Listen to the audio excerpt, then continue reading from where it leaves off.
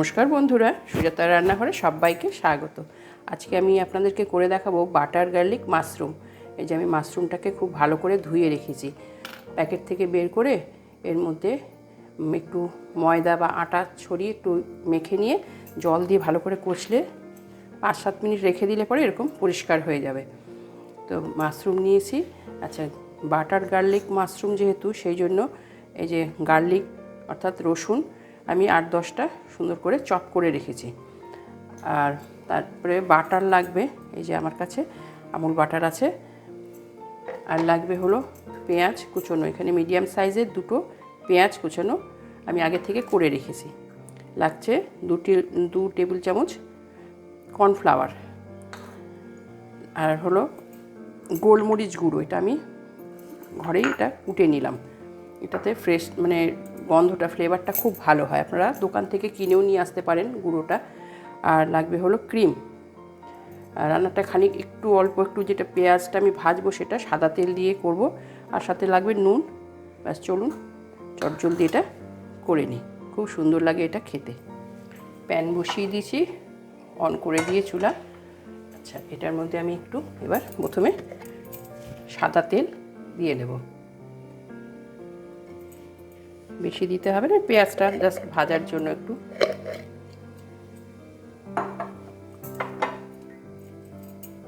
হিটটা এখন আমার হাইতে আছে।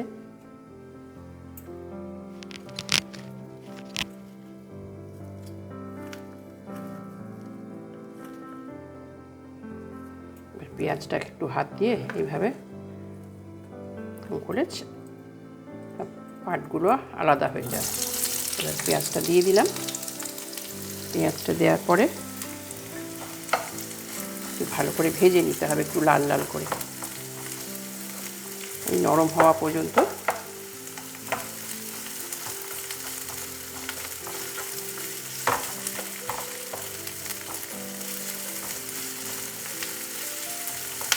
খেতে ভীষণই ভালো লাগে। মাশরুম খাওয়া খুবই ভালো, উপকারী।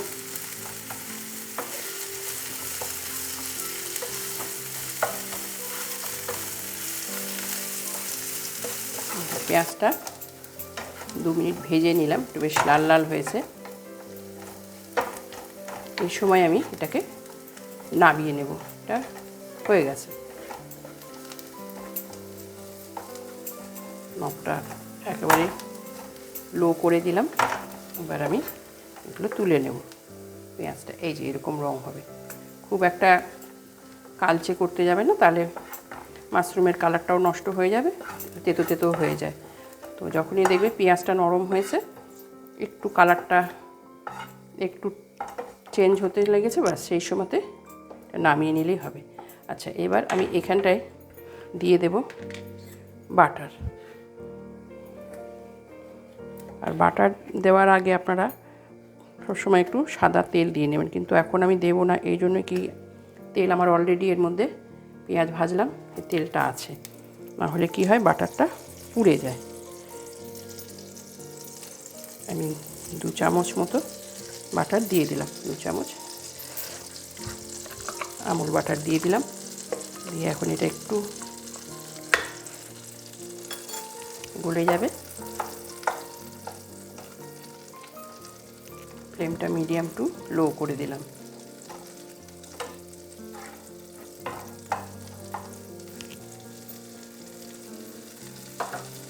এবার এটা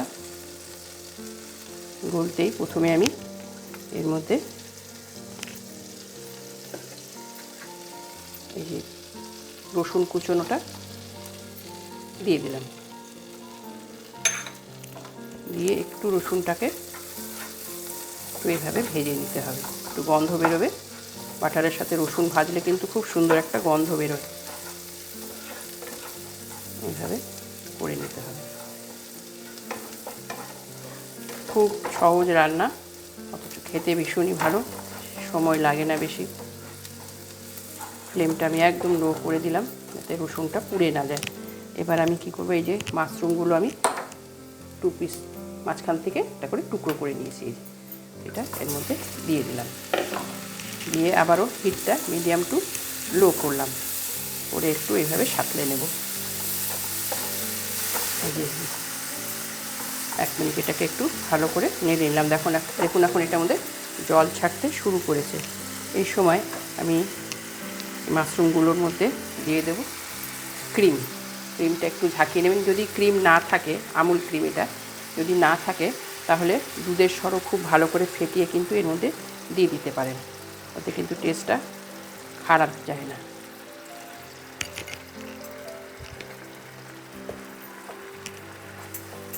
হাতের কাছে সব সময় তো সব কিছু পাওয়া যায় না, তো সেক্ষেত্রে আপনারা দুধের সরটাকেও খুব ভালো করে ফেটিয়ে নিয়ে দিয়ে দেবেন, ভালো লাগবে।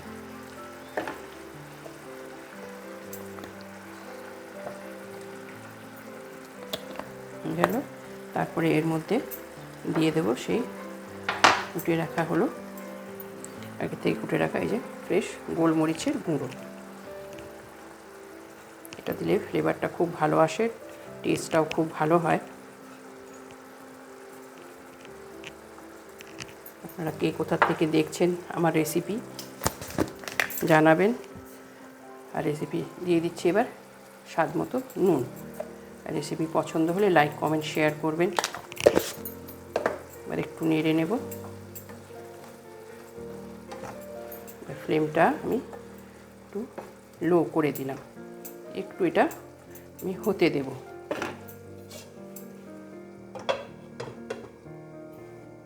ফিরে এলাম। এর মধ্যে এখন একটু দিয়ে দেব কাশ্মীরি লঙ্কা গুঁড়ো, সামান্য লঙ্কা গুঁড়ো। এটা একদম সাদা দেখায় তো, একটু লঙ্কাটা দিলে লাল লাল হয়। আচ্ছা, এবার আমি দিয়ে দেব সেই ভেজে রাখা পেঁয়াজটা, দিয়ে এইভাবে ভালো করে নেড়ে নিতে হবে। তারপরে এর মধ্যে দিয়ে দেব এই কর্নফ্লাওয়ারটা এটাকে গাঢ় করবে, থিকনেস সুন্দর হয়, একটা বেশ মাখা মাখা ভাব। ফ্লেমটা একদমই লো। আচ্ছা, এখন এর মধ্যে দিয়ে দেবো আমি সামান্য জল। এই যে এই বাটিতে মেপে আমি 2 বাটি জল দিয়ে দেবো। এই সময় আপনারা নুন সব চেখে নেবেন, নুন ঝাল।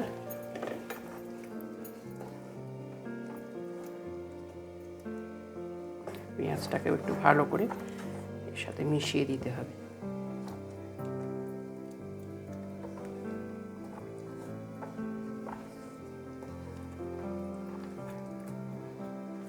কর্নফ্লাওয়ার না থাকলে একটু ময়দাও গুলে দিয়ে দিতে পারেন।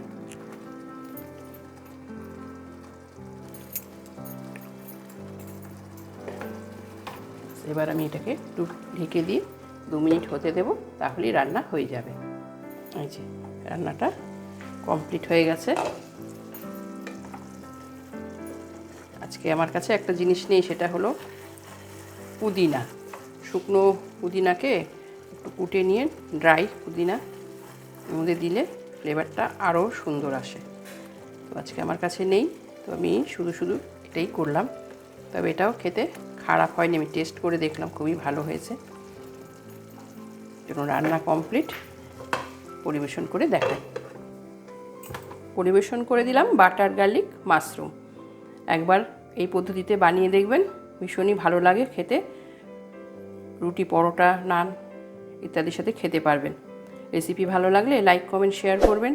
যারা এখনও আমার চ্যানেলটি সাবস্ক্রাইব করেননি, সাবস্ক্রাইব করে পাশে থাকা বেল বাটনটি একটু প্রেস করে দেবেন, তাহলে যখনই আমি নতুন রেসিপি আপলোড করব, নোটিফিকেশান সবার আগে আপনারা পেয়ে যাবেন। তাহলে আজকের মতো এখানেই বিদায় নিচ্ছি। পরবর্তী নতুন রেসিপি নিয়ে আবার আপনাদের সামনে হাজির হয়ে যাব। ততক্ষণ সবাই ভালো খান, সুস্থ থাকুন। Bye bye.